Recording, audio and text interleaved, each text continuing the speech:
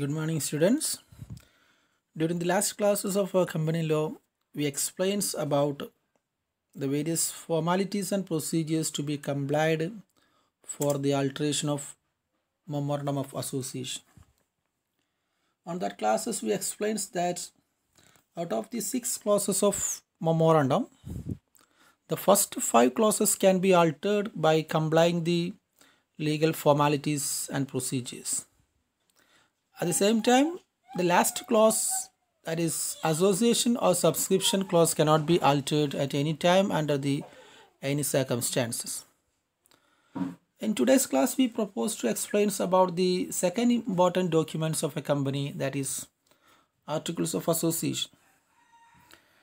Actually, Articles of Association is the second important documents of a company which should be filed to the registrar for getting a registration. Normal കേസസിൽ ഒരു കമ്പനിയുമായി ബന്ധപ്പെട്ട് രണ്ട് പ്രധാനപ്പെട്ട ഡോക്യുമെൻറ്റ്സുകളാണ് നമ്മൾ ഈ ചാപ്റ്ററിൻ്റെ ഭാഗമായിട്ട് കവർ ചെയ്തു വരുന്നത്. അതിലെ ഫസ്റ്റ് ടോപ്പിക്കാണ് കഴിഞ്ഞ ക്ലാസ്സിൽ നമ്മൾ പറഞ്ഞ് അവസാനിപ്പിച്ചിട്ടുള്ളത്, മെമ്മോറണ്ടം ഓഫ് അസോസിയേഷൻ എന്നുള്ളത്. ഒരു കമ്പനിയെ സംബന്ധിച്ച് അതിൻ്റെ ഏറ്റവും സെക്കൻഡ് മോസ്റ്റ് ആയിട്ടുള്ള രണ്ടാമത്തെ ഒരു ഡോക്യുമെൻ്റാണ് ആർട്ടിക്കിൾസ് ഓഫ് അസോസിയേഷൻ എന്നുള്ളത്. നമ്മൾ കഴിഞ്ഞ ക്ലാസ്സസിൽ മെമ്മോറണ്ടം ഡിസ്കസ് ചെയ്ത സമയത്ത് we have explained several alternative names for the memorandum of association. Memorandum of association we can also called in several alternative names like constitution of company, magna carta of company, or external document of company, charter of company, like that. Okay, at the same time, in the cases of articles of association also, it have some kind of several alternative names like bylaw of company, secondary document of company, or internal documents of company, like that. ഒരു കമ്പനിയുടെ second important documents എന്നുള്ള രൂപത്തിലാണ് normally ഒരു articles of association അറിയപ്പെടാറുള്ളത്. അതിൻ്റെ meaning ആണ് നമ്മൾ first പാരഗ്രാഫിൽ കൊടുത്തിട്ടുള്ളത്. Articles of association is a bylaw of company which contain the rules and regulation for governing the internal affairs and day to day conducts of business of company. ഒരു കമ്പനിയുടെ regular വർക്കിങ്ങിന് ആവശ്യമായ day to day business operation perform ചെയ്യാൻ required ആയിട്ടുള്ള different types of rules and regulations അടങ്ങിയ കമ്പനിയുടെ bylaw ആയിട്ടുള്ള ഡോക്യുമെൻറ്റ്സിനെയാണ് articles of association എന്നുള്ള പേരിൽ അറിയപ്പെടാറുള്ളത്. Here articles of association also called in several alternative names like bylaw of company, secondary document of company, and internal document of company, like that. Okay, next we can see the next paragraph or the last paragraph. The official definition provided for the articles of association under section 2 subsection 5 of Companies Act 2013. Look at the definition. According to section 2 subsection 5 of Companies Act 2013, the articles means articles of association of company as originally framed or as altered from time to time in pursuance of this act or any previous Companies Act. Companies ആക്ടിലെ section 2 subsection 5 പ്രകാരമാണ് articles of association define ചെയ്തിട്ടുള്ളത്. ഈ ഒരു section പ്രകാരം articles means articles of association of a company as originally framed or as altered from time to time in pursuance of this act or any previous companies act. ഇപ്പോൾ നിലവിലുള്ള companies act ആയിട്ടുള്ള 2013 companies act പ്രകാരമോ ഓ 2013 മുമ്പ് നിലവിലുണ്ടായിരുന്ന പഴയ companies ആക്ടുകൾ പ്രകാരമോ originally create ചെയ്തതോ അതല്ലെങ്കിൽ സമയബന്ധിതമായി കൊണ്ട് ആൾട്ടർ ചെയ്തതോ ആയിട്ടുള്ള ആർട്ടിക്കിൾസിന് പറയുന്ന പേരാണ് ആർട്ടിക്കിൾസ് ഓഫ് അസോസിയേഷൻ എന്ന പേരിലായിട്ട് അറിയപ്പെടുന്നത്. It's a technical definition. Okay, and another definition given by Justice Charlesworth. ഈ ഡെഫിനേഷൻ നമ്മൾ ഇതിൻ്റെ ഒരു പാരഗ്രാഫ് നമ്മുടെ സ്ലൈഡിനകത്ത് ഇൻക്ലൂഡ് ചെയ്തിട്ടില്ല. Just take your notes. According to Justice Charles Worth, the Articles of Association is a document regulating the rights of members of company among themselves and the manner in which the business of company shall be conducted. Once again, According to Justice Charlesworth, Articles of Association is a document regulating the rights of members of company among themselves and the manner in which the business of company shall be conducted. Articles എന്നുള്ളത് കമ്പനിക്കകത്തുള്ള വ്യത്യസ്ത മെമ്പേഴ്സിൻ്റെ ഒഫീഷ്യലായിട്ടുള്ള അവരുടെ behaviourism, അവരുടെ ഒഫീഷ്യലായിട്ടുള്ള dealings ഏത് രീതിയിലായിരിക്കണം എന്നുള്ളതിനെ കൃത്യമായിക്കൊണ്ട് regulate ചെയ്യുന്നതും, അതുപോലെ തന്നെ കമ്പനിയുടെ ദൈനംദിന business operation, day to day business operations ഏത് നിലക്കാണ് പെർഫോം ചെയ്യപ്പെടേണ്ടത് എന്നുള്ള കാര്യത്തെ റെഗുലേറ്റ് ചെയ്യുന്നതുമായിട്ടുള്ള ഒരു ലീഗൽ ഡോക്യുമെൻറ്റ്സ് ആണ് ആർട്ടിക്കിൾസ് ഓഫ് അസോസിയേഷൻ എന്നുള്ളത്. ഓക്കെ, മെമ്മോറണ്ടം ഓഫ് അസോസിയേഷൻ എന്നുള്ളത് നമ്മൾ കഴിഞ്ഞ ക്ലാസ്സിൽ പറഞ്ഞു, അതൊരു ബേസിക് ഡോക്യുമെൻ്റ് ആണ്. അതിൽ വളരെ പ്രധാനപ്പെട്ട വളരെ കുറഞ്ഞ കണ്ടൻസ് മാത്രമേ ഉണ്ടാവുള്ളൂ. 6 ടൈപ്സ് ഓഫ് ഇൻഫർമേഷൻസ് മാത്രമാണ് ഒരു മെമ്മോറണ്ടത്തെ സംബന്ധിച്ചിടത്തോളം ഇൻക്ലൂഡ് ചെയ്യാറുള്ളത്. At the same time articles of association എന്നുള്ള ആക്ച്വലി ഒരു സെക്കൻഡറി ഡോക്യുമെൻ്റ് ആണ്, സെക്കൻഡ് ഇമ്പോർട്ടൻറ്റ് ഡോക്യുമെൻ്റ് ആണ്. എങ്കിൽ പോലും ഇത് കുറച്ചുകൂടി ഡീറ്റെയിൽ ആയിട്ടുള്ള ഒരു ഡോക്യുമെൻറ്റ്സ് ആണ്. കമ്പനി ഇഫക്റ്റീവ് ആയിക്കൊണ്ട് വർക്ക് ചെയ്യണമെന്നുണ്ടെങ്കിൽ ഏതെല്ലാം രൂപത്തിലുള്ള പ്രൊസീജിയേഴ്സുകളാണ്, ഏതെല്ലാം രൂപത്തിലുള്ള റൂൾസുകളാണ് കൃത്യമായിക്കൊണ്ട് കംപ്ലൈ ചെയ്യേണ്ടത്, ഒബേ ചെയ്യേണ്ടത്, അത്തരത്തിൽ day to day business operation ഇഫക്റ്റീവായിക്കൊണ്ട് റണ്ണ് ചെയ്യാൻ ആവശ്യമായിട്ടുള്ള കൃത്യമായിട്ടുള്ള റൂൾസ് ആൻഡ് റെഗുലേഷൻസ് അടങ്ങിയ കമ്പനിയുടെ ബൈലോയാണ് നമ്മൾ ആർട്ടിക്കിൾസ് ഓഫ് അസോസിയേഷൻ എന്നുള്ള പേരിൽ അറിയപ്പെടുന്നത്. Okay, next terminology official formats of articles of association. കഴിഞ്ഞ ക്ലാസ്സിൽ നമ്മൾ മെമ്മോറണ്ടം ഓഫ് അസോസിയേഷനുമായി ബന്ധപ്പെട്ട് അതിൻ്റെ ഒഫീഷ്യൽ ഫോർമാറ്റ് എക്സ്പ്ലെയിൻ ചെയ്തിരുന്നു. അതിൻ്റെ കണ്ടിന്യൂഷനായിട്ട് തന്നെയാണ് ആർട്ടിക്കിൾസ് ഓഫ് അസോസിയേഷൻ്റെ ഒഫീഷ്യൽ ഫോർമാറ്റ്സ് വരുന്നത്. ഇവിടെ ഒഫീഷ്യൽ ഫോർമാറ്റ്സ് എന്ന് സ്പെസിഫിക്കലി മെൻഷൻ ചെയ്യാനുള്ള റീസൺ എന്നുള്ളത്, the articles of association is actually A legal document which should be prepared in the official formats of companies act. Okay, in no circumstances the articles of association should be prepared in the white paper. For the legal effectiveness, it should be prepared under the official formats of Companies Act. Okay, here you can see there is a table which providing the different table letter in the left margin, FGHIJ, which is the official formats of articles of association suited for different types of company, which is mentioned in the right side of the table. Okay, actually format of articles of association is contained in part 1 schedule 1 of Companies Act. Part 1 schedule 1 of Companies Act പ്രകാരമാണ് articles of അസോസിയേഷൻസിൻ്റെ content include ചെയ്തിട്ടുള്ളത്. Part 1 schedule 1 പ്രകാരം തന്നെ part 1 schedule 1 table FGHIJ ഇങ്ങനെ വ്യത്യസ്ത ഫോർമാറ്റ്സിലായിട്ടാണ് നമ്മൾ ആർട്ടിക്കിൾസിൻ്റെ ഒരു official formats include ചെയ്തിട്ടുള്ളത്. അത് ഓരോ സെപ്പറേറ്റ് ടൈപ്സ് ഓഫ് കമ്പനീസിന് സ്യൂട്ടബിൾ ആയിട്ടുള്ള രൂപത്തിലാണ് ഇൻക്ലൂഡ് ചെയ്തിട്ടുള്ളത്. Look at the table. Part 1 schedule 1 table F stands for the official formats of articles of association suited for company limited by shares, and table G is official formats of articles for company limited by guarantee having share capital, and table H stands for the official formats for companies limited by guarantee not having share capital, and table I stands for the formats of articles for unlimited company having share capital, and table J is the formats of articles for unlimited company not having share capital. Okay, and the next content, the very important details, is contents of articles of association.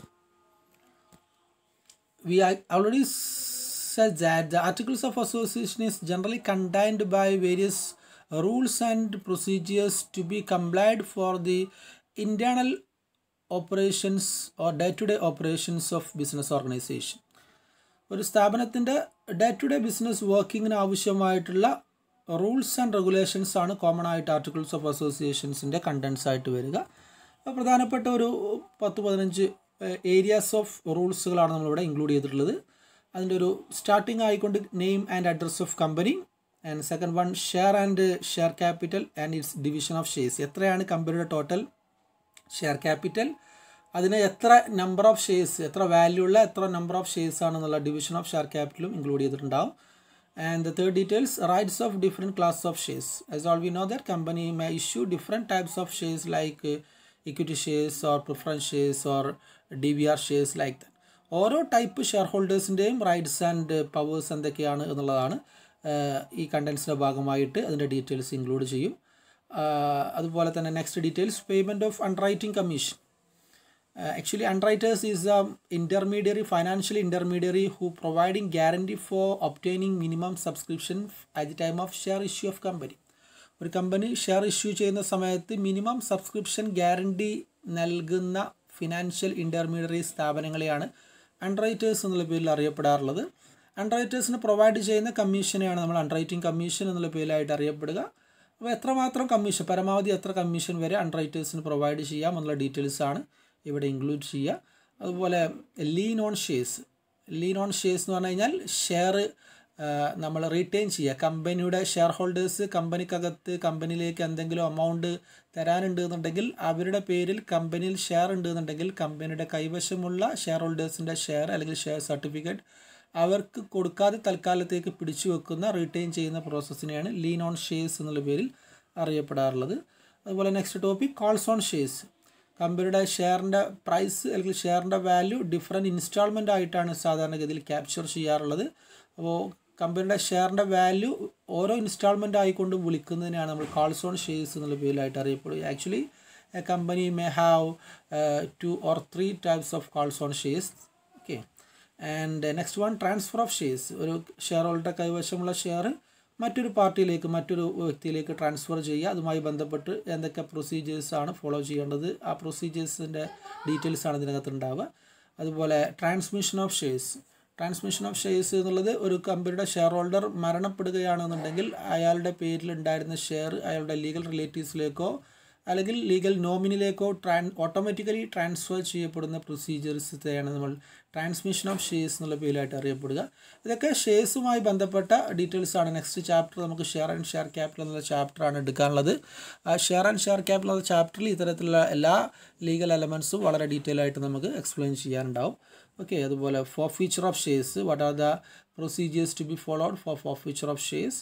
And buyback of shares. Company share ഹോൾഡേഴ്സിലേക്ക് ഒരിക്കൽ issue ചെയ്ത share സബ്സീക്വൻ്റ്ലി പിന്നീട് കമ്പനിക്ക് financial competency ഉണ്ടാകുന്ന സമയത്ത് share ഹോൾഡറിൽ നിന്നും അത്തരം ഷെയറുകൾ company തന്നെ തിരിച്ചു മേടിക്കുന്ന പ്രോസസ്സിനെയാണ് ബൈബാക്ക് ഓഫ് ഷെയർസ് എന്നുള്ള പേരിലായിട്ട് അറിയപ്പെടാറുള്ളത്.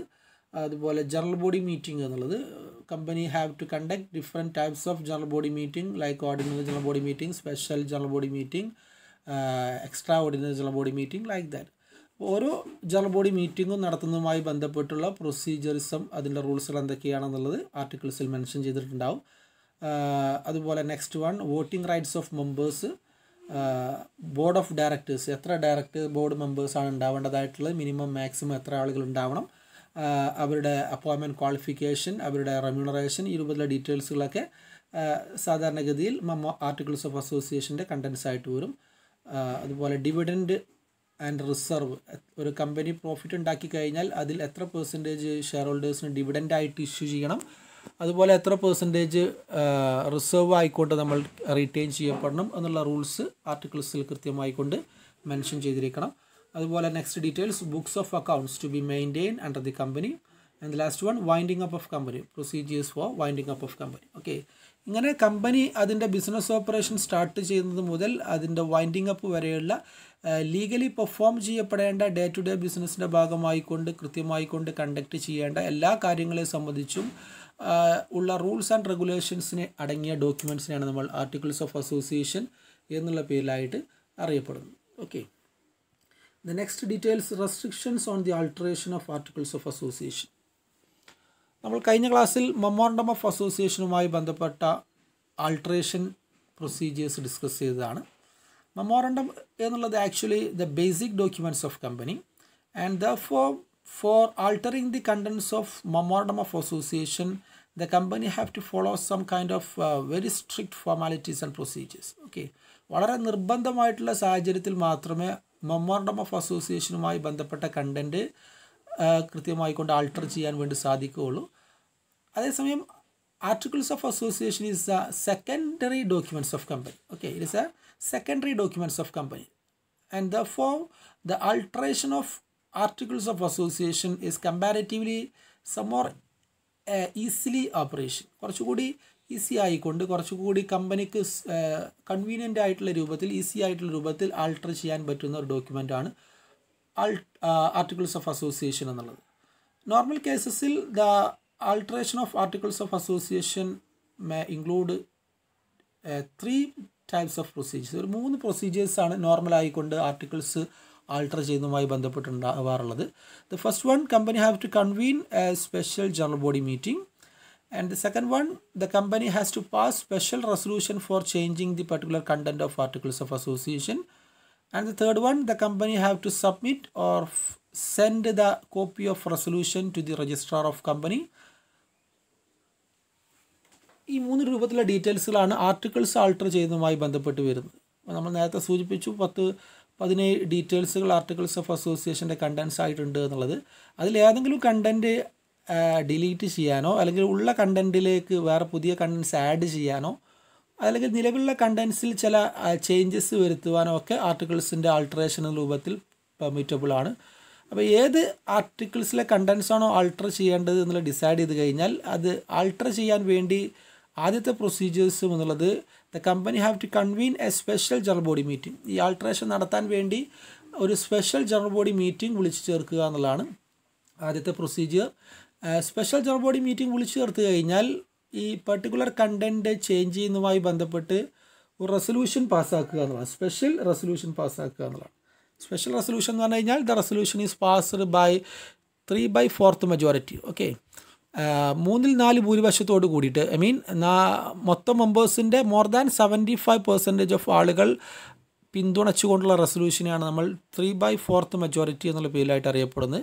3/4 മെജോറിറ്റി ഓഫ് മെമ്പേഴ്സിൻ്റെ പ്രാതിനിധ്യത്തോടു കൂടി പാസ്സാക്കുന്ന റെസൊല്യൂഷനെയാണ് നമ്മൾ സ്പെഷ്യൽ റെസൊല്യൂഷൻ എന്ന് പറയുക. Okay, so the second procedure is passing a special resolution in the general body meeting for changing the content of articles. And the third and the last procedure is the company have to submit the copy of a resolution to the registrar within a period of 30 days of passing resolution.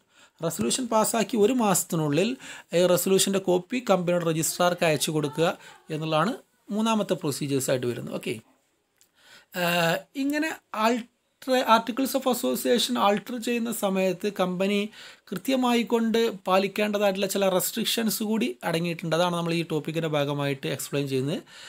ചില നിർബന്ധമായിട്ടുള്ള ചില restrictions അത് overcome ചെയ്യാതെ ആയിരിക്കണം നിർബന്ധമായിക്കൊണ്ടും ആർട്ടിക്കിൾസിൻ്റെ alteration നടത്തിയിരിക്കേണ്ടത്. The first restriction is the alteration must not exceed the powers given by the Memorandum of Association.